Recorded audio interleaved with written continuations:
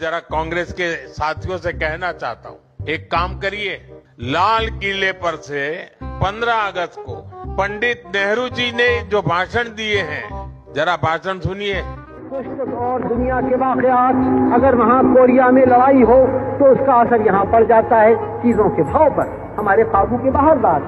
अगर अमेरिका में कोई बात हो उसका असर यहाँ की चीजों के दाम से पड़। आप सुनकर के हैरान हो जाओगे।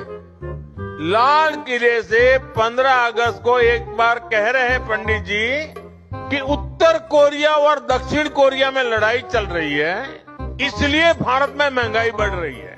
अब उत्तर कोरिया दक्षिण कोरिया कहाँ है और यहाँ पर महंगाई बढ़ने की बात नेहरू जी कह रहे थे। अध्यक्ष जी, इस युद्ध के कारण दुनिया में जो कठिन हालात बने हैं, उनका प्रभाव लंबे समय तक बने रहने की आशंका है।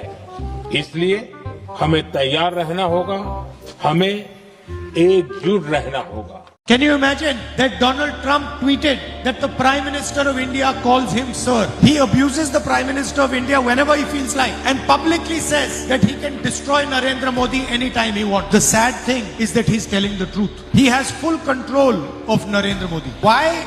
Because 3.5 million Epstein files are yet to be released. The secret of our Prime Minister's character is in those files. And Donald Trump knows that. The second control that Donald Trump has on Mr. Modi is Adani. Adani is not an ordinary company. Adani is the financial system of the BJP. Donald Trump understands this. And that is why there is a case against Mr. Adani, criminal case in the United States. But Adani is not the target.